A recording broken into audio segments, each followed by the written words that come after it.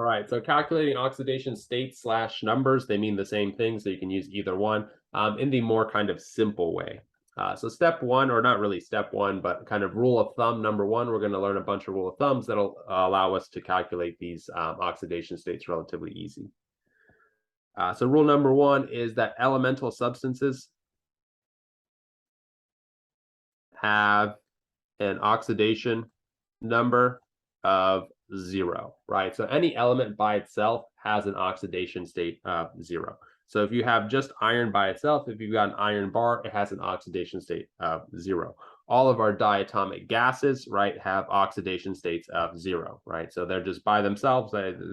Kind of, they're paired up in pairs, but they're still by themselves.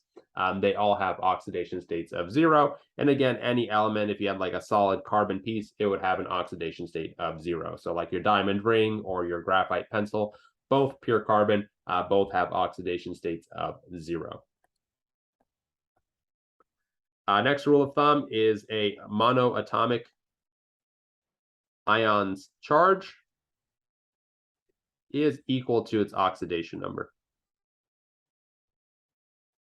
So for example, when we had Fe2+, that has an oxidation state of 2+. If you have a sodium plus ion, that has an oxidation state of +1. If you have a chloride ion, that has an oxidation state of -1, right? If you have one element and it's got a charge, that's its oxidation state. Number 3 is that the sum of the oxidation numbers is equal to the molecule's charge. So for example, if you have a molecule of water that has no charge, right? And so its oxidation states must sum to equal 0. In this case, we'll learn this in a second, but this oxygen has an oxidation state of -2, and then each hydrogen has an oxidation state of +1, and then of course there's 2 of them.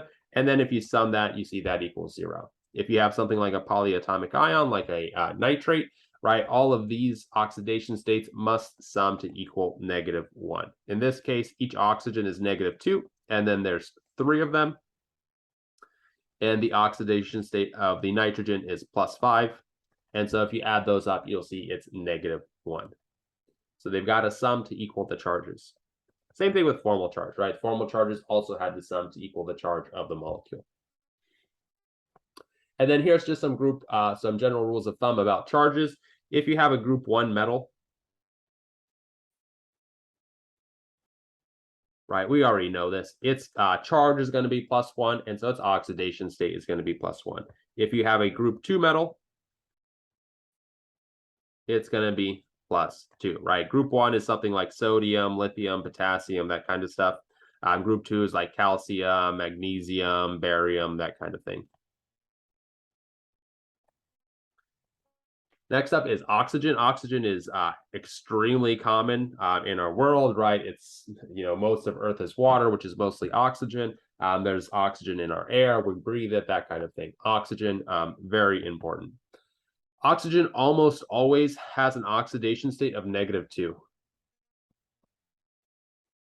And if you think about it, it makes sense. We calculate oxidation states based on bonds and breaking them where the more electronegative atom gets all of the electrons. And oxygen is the second most electronegative atom. So it's, pretty clear that it's almost always going to hog these electrons. The exceptions are it's -1 in peroxides.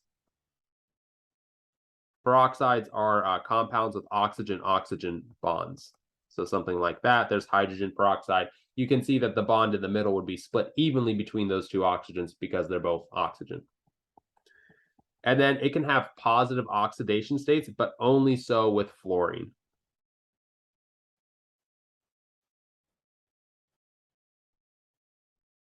And that makes sense because fluorine is the only atom that is more electronegative than oxygen. So the fluorine would take the electrons instead.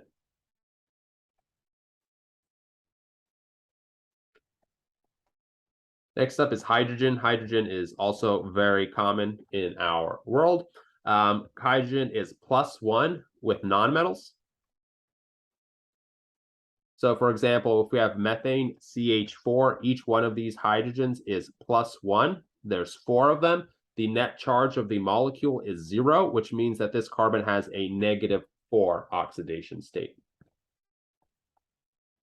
And then it's -1 with metals. So something like sodium hydride, NaH, since the sodium is a metal, it has to be +1, right? Which makes this hydrogen -1. And that makes sense. Hydrogen is more electronegative than these metals. And so if you were to kind of draw it as though it were a covalent bond, the hydrogen would go ahead and then take them.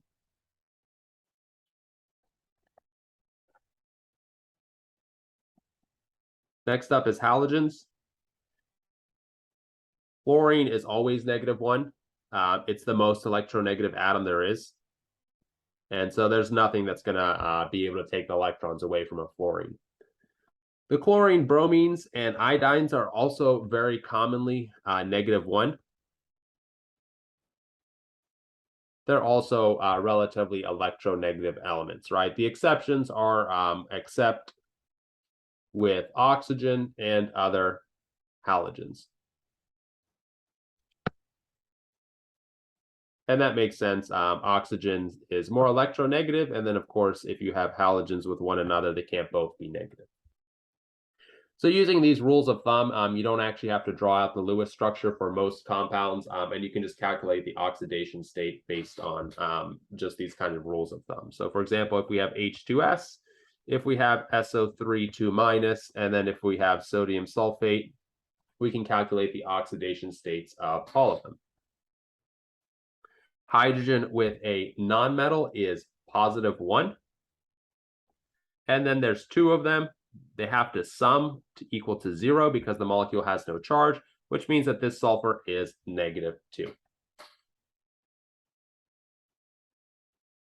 In this molecule of sulfite, all of these charges have to sum to equal -2. Oxygen is -2 oxidation state with pretty much anything other than fluorine. Fluorine's not here. There's 3 of them. And so if you think about what the sulfur has to be, do the math, and you come up with +4. Over here, right, we have to sum our charges to equal 0 in our sodium sulfate. Sodium is a group 1 metal, so it's always going to have a +1 charge. And then, of course, there's 2 of them. The oxygens have a -2 charge, right, or -2 oxidation state. There's no fluorine here. There's 4 of them. Go ahead, do the math. And you'll come up with an oxidation state of sulfur for +6, right? So you can see between kind of sulfite and sulfate. In sulfate, the sulfur is more oxidized. It has more electrons taken away from it than in sulfite. So again, the more oxidized something is, which would just mean a higher oxidation number, that means that it's attached to more electronegative atoms / has less electron density, right? If you've got electronegative atoms pulling on these electrons, that electron is spending less time around you. And we often when we're talking about electrons, we often talk about density because these electrons have wave-like properties. They're all over the molecule. So we're not necessarily asking where the electron is. We're asking where the electron spends most of its time. Just another 2 examples. We have nitrite and nitrate. In this example, go ahead, calculate all of these oxidation states. You should have gotten for this nitrite, this nitrogen is +3 in nitrite, and then in the nitrate, it's +5, right? So the nitrate is more oxidized than the nitrite, and that makes sense. It's got an extra oxygen in there. Of course, the rule of thumb is practice